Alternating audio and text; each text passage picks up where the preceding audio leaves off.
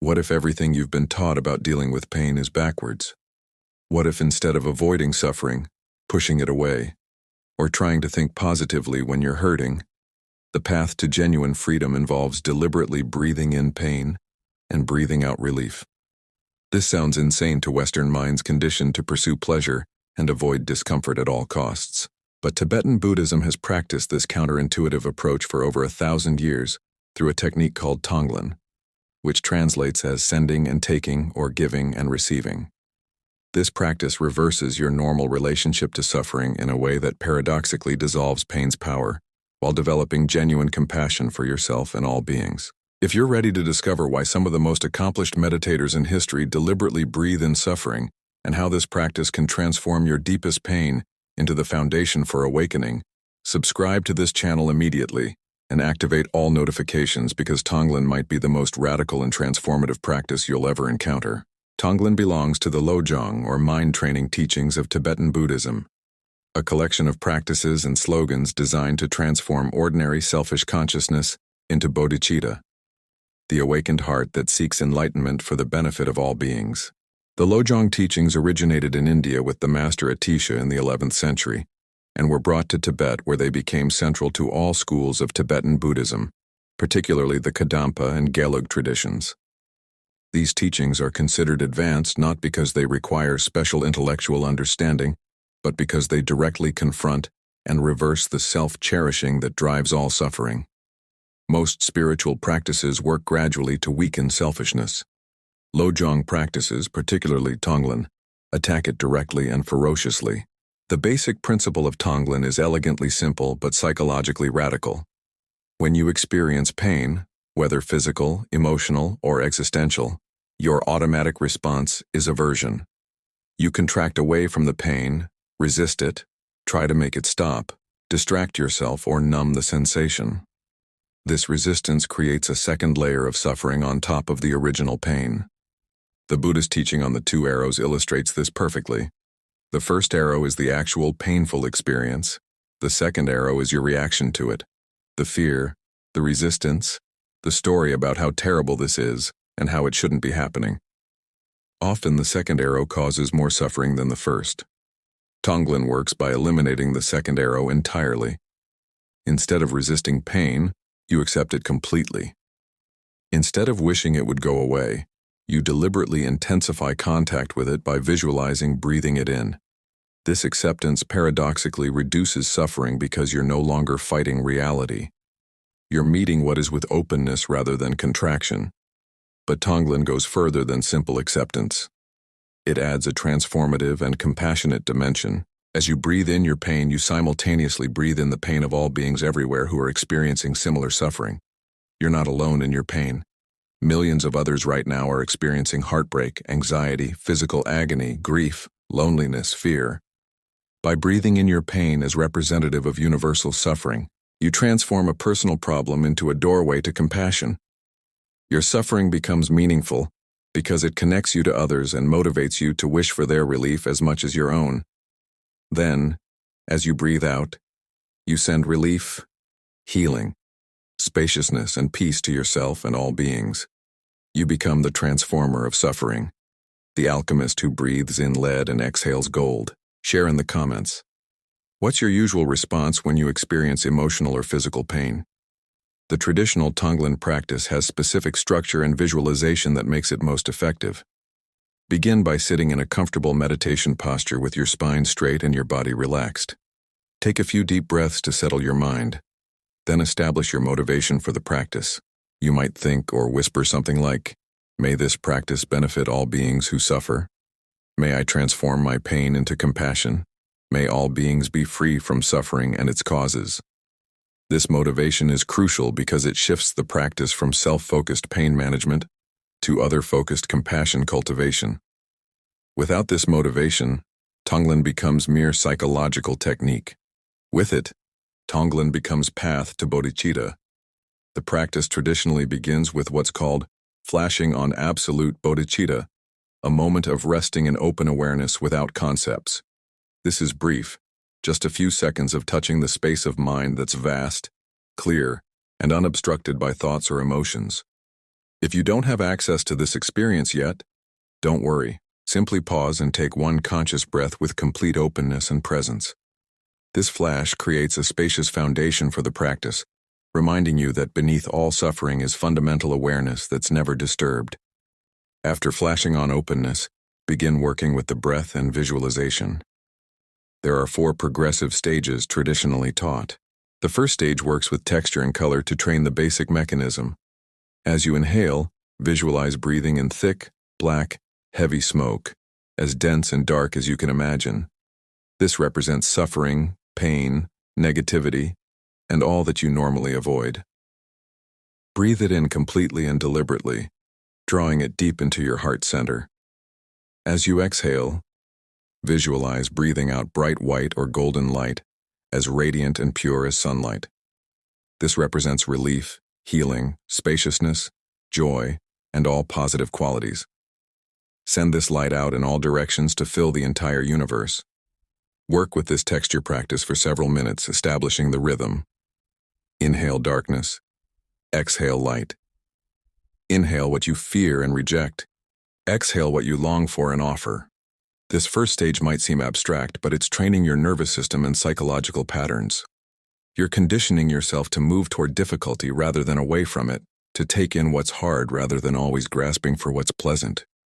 This is counter to every survival instinct you have, which is precisely why it's so powerful. Your survival instincts are designed to keep you alive in immediate physical danger, but they create suffering in psychological and emotional realms where running away from pain doesn't help.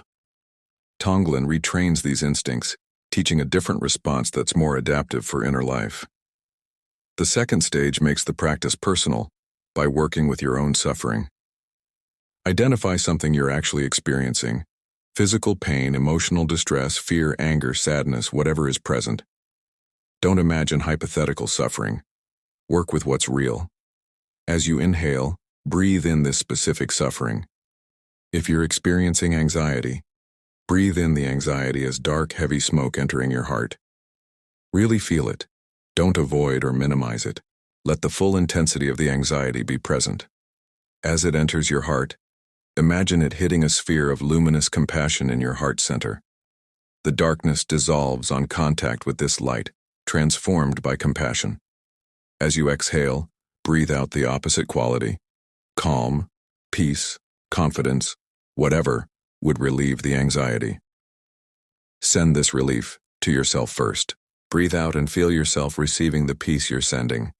Continue this for several minutes, breathing in your actual suffering, letting it transform in your compassionate heart, breathing out relief to yourself. This second stage often surprises practitioners. They expect that breathing in suffering will make it worse, that focusing on pain will amplify it. The opposite occurs. When you stop resisting the pain and breathe into it directly, it begins to lose its solid, threatening quality. Pain that you're fighting feels overwhelming. Pain that you're accepting and transforming feels manageable. The suffering doesn't necessarily disappear, but your relationship to it changes completely. You're no longer a victim of your pain. You're working with it actively, transforming it through compassion. This shift from passive suffering to active engagement is deeply empowering. If you're finding this practice powerful and transformative, please like this video to help others discover Tonglen. The third stage extends the practice beyond yourself to include others. Continue breathing in your own suffering, but now expand the visualization to include everyone else experiencing similar pain. If you're working with grief, recognize that countless beings right now are grieving losses. As you breathe in your grief and their grief simultaneously. You're not taking on additional suffering that will overwhelm you. You're recognizing that the grief you already feel is the same grief they feel. Your personal pain becomes a doorway to universal compassion. As the combined suffering enters your heart, it transforms in the light of compassion. As you exhale, send relief not just to yourself, but to all beings who grieve. Wish for their healing as intensely as you wish for your own. Feel the relief spreading in all directions, reaching everyone who needs it. This stage is where Tonglen becomes truly transformative. Your suffering, which felt like a private burden, becomes meaningful because it connects you to others. Instead of thinking, Why is this happening to me?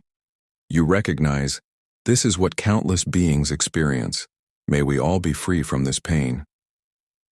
Your personal problem becomes impersonal suffering, and paradoxically, this makes it easier to bear. When pain is just about you, it's crushing. When pain connects you to all beings and motivates compassion, it has purpose and meaning. This doesn't make the pain pleasant, but it makes it workable and even valuable as raw material for developing compassion. The fourth stage reverses the direction entirely, working with what might seem even more counterintuitive. In this stage, you think of someone you care about who is suffering. As you breathe in, take in their suffering as if removing it from them. Breathe in their pain, fear, illness, whatever they're experiencing. Let it enter your heart where it's transformed by compassion. As you breathe out, send them all your health, happiness, good fortune, and positive qualities. Give them everything good you have, holding nothing back. This practice directly challenges self-cherishing. Your instinct is to keep good things for yourself and avoid others' problems. Tonglen reverses this completely. You take others' problems and give them your benefits. Advanced practitioners extend this fourth stage to include difficult people, even enemies. You practice Tonglen for someone who has harmed you, breathing in their suffering and sending them relief. This is extraordinarily challenging but profoundly liberating. When you can genuinely wish for your enemy's freedom from suffering, you discover that your enemy can no longer disturb your peace. The person hasn't changed, but your heart has opened so wide that even their harm cannot close it. This is the development of genuine bodhicitta, the awakened heart that excludes no one from compassion. Some people worry that Tonglen will burden them with others' suffering, that they'll become overwhelmed by taking on pain. This fear is understandable but based on misunderstanding. You're not literally extracting suffering from others and carrying it yourself. Suffering isn't a substance that can be transferred. What you're doing is using visualization to train your mind to move towards suffering with compassion rather than away from it with fear. You're cultivating the willingness to face pain rather than avoid it. And you're developing genuine compassion by recognizing the universality of suffering and wishing for relief for all beings. The visualization is training method, not literal energy transfer. That said, if you find yourself feeling overwhelmed during practice, that's a sign to slow down, work with smaller amounts of suffering, or focus more on the exhale of sending relief. The practice should be challenging but not destabilizing.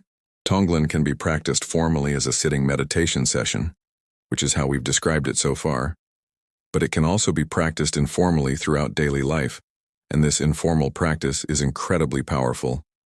Whenever you encounter suffering, your own or someone else's, you can do instant Tonglen. You see a homeless person on the street and feel the usual discomfort and desire to look away. Instead, in that moment, breathe in their suffering and the suffering of all people experiencing homelessness and poverty. Breathe out relief, resources, dignity, and care to them all. This takes just seconds but transforms the encounter from aversion into compassion. You experience physical pain and instinctively contract against it. Instead, breathe in the pain and the pain of all beings experiencing similar physical suffering. Breathe out relief and healing to yourself and them all. You receive bad news and feel fear and distress rising. Breathe in this fear and the fear of all beings receiving difficult news. Breathe out courage, support, and peace to everyone. These informal practices accumulate throughout the day, gradually retraining your default response from aversion to compassion. Please share this teaching with someone who's suffering and needs a new way to work with their pain. One of the most profound applications of Tonglen is working with your own self-hatred or shame. Many people carry deep shame about past actions, personal characteristics, or simply about being themselves. This shame is a form of suffering that's particularly painful because it involves attacking yourself. Traditional self-help approaches often try to counter self-hatred with self-love affirmations or positive thinking. But when you're in the grip of deep shame, telling yourself you're wonderful feels false and doesn't touch the shame. Tonglen offers a different approach. Instead of trying to change the shame into something else, breathe it in fully. Accept your self-hatred completely. Breathe in the darkness of shame. Your shame and the shame of all beings everywhere who hate themselves, who feel unworthy, who carry crushing guilt. Let all this shame enter your heart where it meets limitless compassion. The shame cannot survive contact with genuine compassion. As you exhale, send forgiveness, acceptance, and loving kindness to yourself and all beings who suffer from shame. This practice doesn't try to convince you that you're perfect. It meets you where you are, accepts the shame completely, and transforms it through compassion. Many practitioners find this approach more effective for working with shame than any amount of positive affirmations. Tonglen also works powerfully with the fear of death. Death anxiety lurks in the background of most people's consciousness, occasionally surging to the foreground during illness, loss, or existential reflection. The usual response is avoidance. Distract yourself. Don't think about it. Push the fear away. But the fear returns because the reality remains. Tonglen offers a way to face death fear directly and transform it. Sit in meditation and deliberately bring up your fear of death. Don't avoid or minimize it. Feel the full anxiety, the dread, the existential terror. As you inhale, breathe in this death fear. Breathe in your fear and the fear of all beings who face mortality, which is all beings. Every human, every animal, every living thing faces death and on some level fears it. Your death fear is the universal death fear. Let it all enter your compassionate heart where it's held, accepted, and transformed. As you exhale, breathe out fearlessness, peace, trust, and acceptance of impermanence to yourself and all beings. Send the deep peace that comes from accepting mortality, rather than fighting it. Practiced regularly, this transforms death from the ultimate terror into simply another experience to meet with an open heart. The theoretical basis for why Tonglen works involves several Buddhist principles. First is the teaching that suffering is caused not by painful experiences themselves, but by our resistance to those experiences. Pain is inevitable. Suffering is optional. Suffering equals pain multiplied by resistance. Tonglen removes resistance completely, which is why it reduces suffering even when pain remains. Second is the teaching of emptiness. When you investigate suffering closely, you find it has no solid, unchanging essence. Suffering appears solid and real when you're avoiding it. When you breathe into it directly with Tonglen, you discover it's more like a cloud than a rock, more process than thing. It's empty of the solidity you attributed to it. Third is the teaching of bodhicitta as the ultimate source of happiness. Happiness that depends on external conditions is unstable and temporary. Happiness that arises from compassionate heart is stable and renewable. By using your suffering as raw material for developing compassion, you transform your worst experiences into sources of the deepest happiness. Contemporary psychology is beginning to validate aspects of Tonglen through research on compassion meditation and exposure therapy. Studies show that compassion meditation practices reduce inflammation markers, strengthen immune function, increase positive emotion, and enhance social connection. Research on exposure therapy demonstrates that deliberately facing feared stimuli, rather than avoiding them, reduces anxiety and fear responses. Tonglen combines these mechanisms. It's simultaneously compassion practice and exposure practice. You're training compassion while exposing yourself to what you normally avoid. This dual mechanism may explain why practitioners report such powerful effects. Neuroscience research using fMRI scanning shows that compassion meditation activates brain regions associated with empathy and positive emotion, while reducing activity in regions associated with anxiety and self-referential thinking. Long-term practitioners show structural changes in these regions, suggesting that practice literally reshapes the brain. For people new to Tonglen, several practical guidelines help establish the practice safely and effectively. Start with short sessions, just 5 to 10 minutes daily. Tonglen is intense, and you need to build capacity gradually. Begin by working with relatively mild suffering rather than your deepest trauma. Practice with minor physical discomfort, slight frustration, or mild sadness before working with severe pain or terror. This builds skill and confidence. If you find yourself overwhelmed at any point, stop the practice and simply breathe normally, or focus entirely on the exhale of sending relief. You can do a session that's all sending relief with no taking in suffering, which is soothing and restorative. Balance Tonglen with other practices that are stabilizing and grounding. Mindfulness of breath, loving-kindness meditation, or body awareness. Don't make Tonglen your only practice initially, and work with a qualified teacher if possible, especially if you have trauma history or mental health challenges. A teacher can guide you in adapting the practice appropriately. Some practitioners worry about the apparent self-harm involved in deliberately taking in suffering. Isn't it psychologically healthy to avoid pain? Doesn't self-compassion involve being kind to yourself rather than exposing yourself to suffering? These concerns come from misunderstanding. Tonglen isn't about creating suffering or being cruel to yourself. It's about working skillfully with suffering that already exists. If you're experiencing pain and spending energy resisting it, Tonglen teaches you to accept it instead, which is actually more self-compassionate than fighting reality. If you're encountering others' suffering and habitually closing your heart to protect yourself, Tonglen teaches you to stay open, which develops the compassionate strength that comes from facing reality rather than hiding from it. The practice is challenging, but it's not harmful when done correctly. It's like strength training. You're deliberately applying stress to build capacity, not to damage yourself. The ultimate goal of Tonglen practice is not pain management or stress reduction, though these benefits often occur. The ultimate goal is the development of complete bodhicitta, the awakened heart that cherishes others more than self and seeks enlightenment to benefit all beings. This is the motivation of all bodhisattvas, the beings who dedicate their entire existence to liberating others from suffering. Tonglen is direct training for becoming a bodhisattva. Each time you practice breathing in others' suffering and sending them relief, you're training the fundamental bodhisattva gesture, taking suffering upon yourself and giving happiness to others. This is radical reversal of ordinary self-cherishing that seeks to acquire happiness and avoid suffering. The bodhisattva path teaches that genuine happiness comes not from accumulating pleasant experiences for yourself, but from developing a heart so vast that all beings fit within it, and their happiness becomes your happiness. We've explored Tonglen, the practice of taking and sending that transforms suffering through reversing your normal relationship to pain. Instead of avoiding what hurts, you breathe it in deliberately. Instead of hoarding what's good, you send it out freely.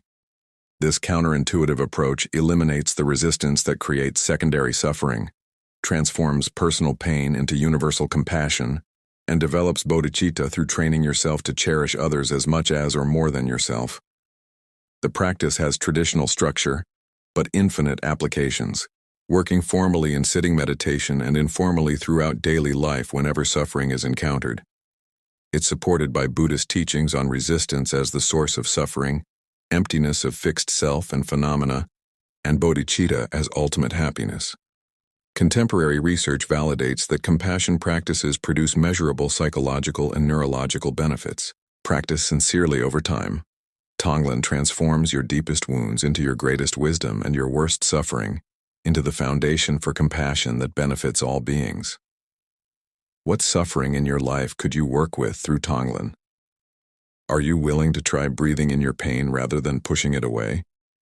Share your reflections and experiences in the comments. If this practice speaks to you as a radically different approach to suffering, subscribe to this channel for more authentic Tibetan Buddhist teachings that offer genuine transformation rather than temporary comfort.